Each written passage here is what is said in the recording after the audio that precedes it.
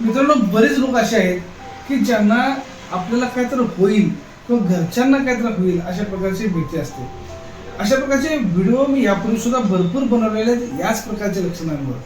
असं माझे पेशंट येतात की त्यांना असं भीती आहे की मला अटॅक येईल की काय, त्यांना अटॅकची भीती. आणि एकदा अटॅकचा विचार मनात आला की त्यांना मग हात दुखणे, छातीमध्ये दुखणे अशा प्रकारची लक्षणं जाणवू लागतात. याच प्रकारच्या प्रॉब्लेममध्ये काही लोकांना HIV ची भीती, काही लोकांना कुठल्या तरी मोठ्या आजाराची भीती किंवा दुसऱ्या कोणाला काही झालं तर मला पण तसं काहीतरी होईल असं वाटणे, अशा प्रकारची भीती, गर्दीची भीती, गर्दी आपल्याला काहीतरी करेल, भांडणाची भीती, मोठ्या आवाजाची भीती, कुठेतरी कोणतरी भांडायला ओढावलं तर यांना आपल्याला कोणतं काहीतरी करेल अशा प्रकारची भीती वाटते. आणि मग त्यामुळे त्याच्यामध्ये त्या प्रकारची लक्षणे शरीरामध्ये जाणवतात. म्हणजे एक प्रकारे शंका त्यांच्या मनामध्ये येत असते.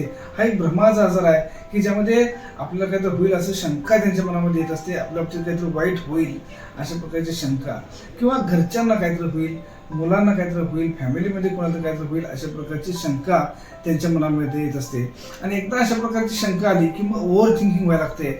अतिविचार होणे, अस्वस्थ वाटणे, बेचैन वाटणे, झोप न येणे किंवा रडू येणे, इमोशनल होणे असं काही लोकांच्या बाबतीत आपल्याला लक्षण बघायला मिळतात. आणि मग याच्यातून मग हे हळूहळू विकार वाढत जातात. मग त्याच्यातून मग सगळ्या कामातून फोकस उडणे, अभ्यास असतील तर अभ्यासातून फोकस होणे, किंवा ड्युटी असेल, काम जॉब करत असेल तर तिथून फोकस उडणे, अशा प्रकारची लक्षणं त्यांच्यामध्ये आपल्याला बघायला मिळतात. मित्रांनो, एक मोस्ट कॉमन प्रॉब्लेम आहे. अशा प्रकारचे भरपूर लोक माझ्याकडे ट्रीटमेंट येत असतात. हे लोक अनेक वेगळ्या टेस्ट करतात, फिजिकल तपासणी करत असतात आणि त्या तपासण्यामध्ये रिपोर्ट नॉर्मल येतात.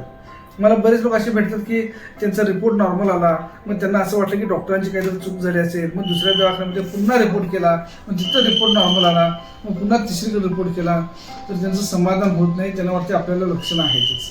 पण लक्षात ठेवा, मानसिक आजाराची लक्षणं ही शरीरामध्ये कुठेही जाणवत नाहीत. त्यामुळे मानसिक आजारामध्ये छातीचा एक्सरे किंवा इतर कुठल्याही प्रकारच्या तपासण्या तुम्ही केल्या तर रिपोर्ट नॉर्मलच येतात.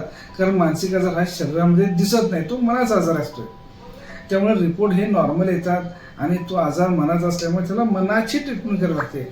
त्याचं मूळ हे मनात असते. भीती कुठं वाटते? मनात वाटते. म्हणून भीतीला ट्रीटमेंट करायला लागते, म्हणजे मनाला ट्रीटमेंट करावं लागते. भीतीची जी लक्षणं आहेत, बीपी वाढणे किंवा धडधडणे, प्रेशर येणे, छातीमध्ये दुखणे किंवा हात कापणे, घाम येणे, या लक्षणावर उपचार करायचा नाही. विनाकारण झोपेची गोळी घ्यायची नाही, विचार कमी करण्यासाठी गोळी घ्यायची नाही. मूळ आहे भीती, आणि ती भीती आहे मनात, आणि त्या मनाला उपचार करणं फार महत्त्वाचं आहे. मनाला उपचार करणारं एकमेव शास्त्र आहे संमोहनशास्त्र. मनाला उपचार संमोहनशास्त्राच्या माध्यमातून करायचं आणि विचारसरणीला थेरपी म्हणून आपल्याला काउन्सिलिंग करायचं. या दोन गोष्टी मानसोपचारामध्ये फार महत्त्वाच्या आहेत, त्या करणं गरजेचं आहे. मग अशा प्रकारचे आजार बरं होण्यासाठी फार मदत होत असते.